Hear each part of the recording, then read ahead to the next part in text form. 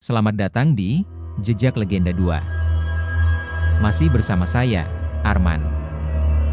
Dan kali ini saya akan menceritakan sebuah kisah mengenai jangan pernah lupa lepas ikatan kain kafan. Dalam episode kali ini saya akan membahas tentang mitos mengenai awal mula jenazah yang akan dikuburkan tidak boleh lupa melepaskan ikatan kain kafannya. Namun sebelum saya masuk ke cerita, jangan lupa like, subscribe dan nyalakan tombol loncengnya, agar teman-teman tak ketinggalan dengan cerita-cerita yang pasti bikin bulu kuduk merinding. Dan untuk teman-teman yang baru bergabung, tak lupa saya ucapkan terima kasih banyak. Baik, saya mulai ke ceritanya. Malam hari bukan sekadar waktu gelap. Malam adalah saat doa manusia mulai melemah dan kenangan orang mati mencari jalan kembali. Di saat itulah, hal-hal yang seharusnya diam mulai bergerak. Dan dari semua kisah yang pernah diceritakan oleh orang-orang tua di desa, tak ada yang lebih sering dibisikkan daripada satu nama, Pocong. Di sebuah desa tua yang jalannya masih tanah dan kuburannya lebih luas daripada rumah penduduknya, orang-orang percaya tidak semua yang mati benar-benar pergi. Sebagian tertinggal. Saat seseorang meninggal dunia, tubuhnya dimandikan. Air dingin menyentuh kulit terakhir kalinya. Mulutnya tertutup rapat. Matanya dipaksa terpejam.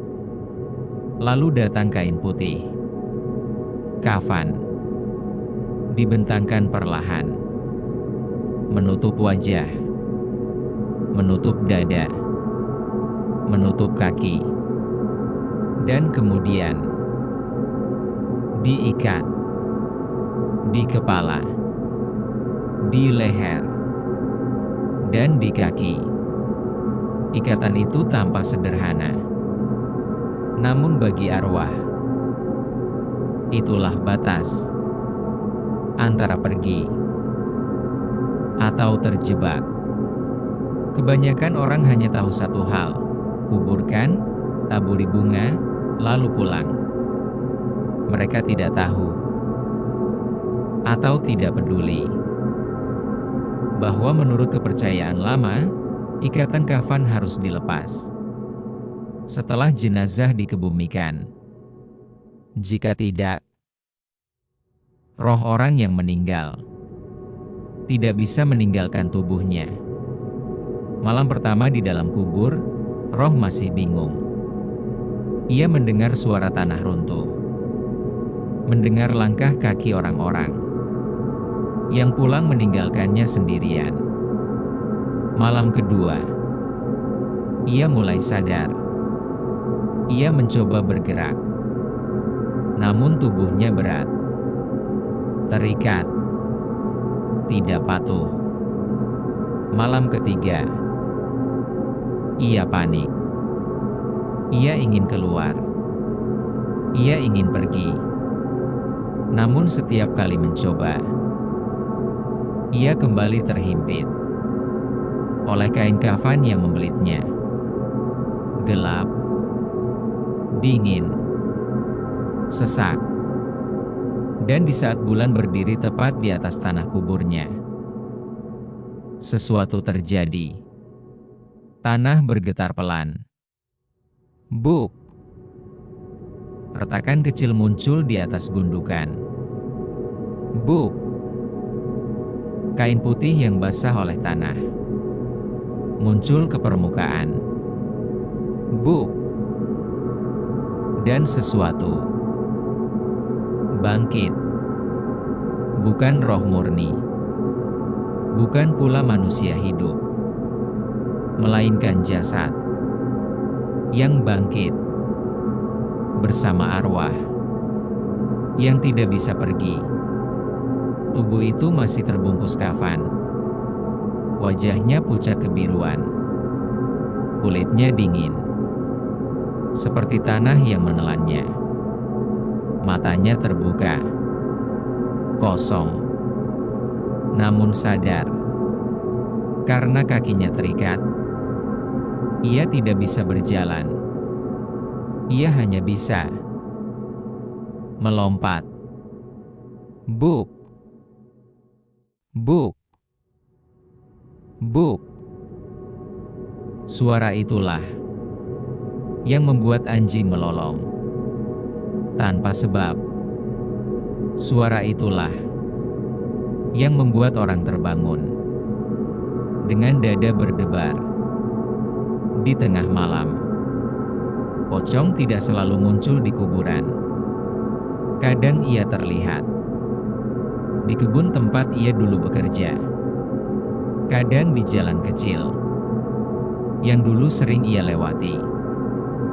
Dan kadang ia berdiri diam di depan rumah yang pernah ia tinggali. Ia tidak mengetuk. Ia tidak berteriak. Ia hanya berdiri, menatap, seolah berharap ada seseorang yang mengerti. Orang-orang yang pernah melihatnya berkata, pocong itu tidak menyerang. Ia mendekat pelan, sangat pelan. Namun setiap langkah, setiap lompatan, membawa hawa dingin yang membuat tubuh gemetar. Mulutnya bergetar, seakan ingin berbicara. Namun yang keluar hanya bau tanah basah dan kain kafan yang belum kering. Banyak orang lari, banyak yang jatuh pingsan. Ada pula yang sakit berhari-hari setelah melihatnya. Tapi ada satu kisah yang terus diceritakan diam-diam tentang seseorang yang tidak lari. Orang itu mengikuti pocong dari kejauhan, menyembunyikan rasa takutnya.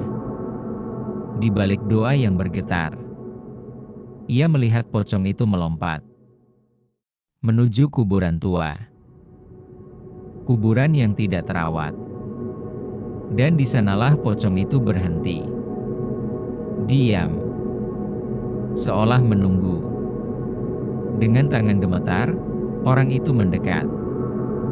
Ia membuka ikatan di kaki, lalu di leher, dan terakhir di kepala, sambil membacakan doa yang ia hafal sejak kecil.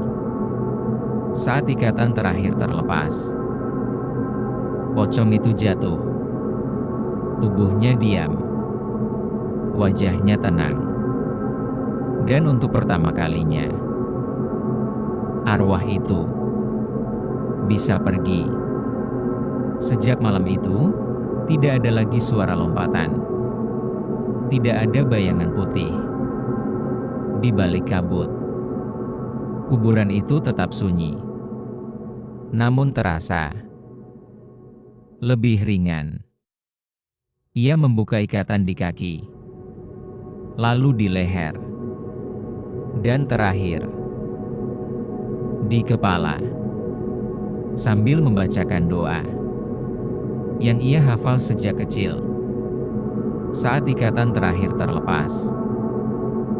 Jadi jika suatu malam kamu mendengar suara buk, buk, buk, ingatlah satu hal. Tidak semua yang menampakkan diri ingin menakutimu.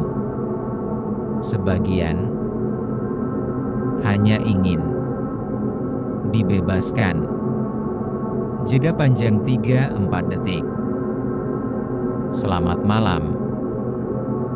Dan semoga malam ini tetap tenang.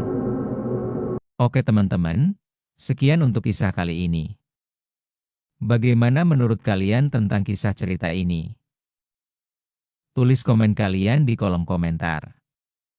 Dan untuk teman-teman yang baru bergabung, tak lupa saya ucapkan terima kasih karena telah mendukung channel ini dengan subscribe dan like channel ini.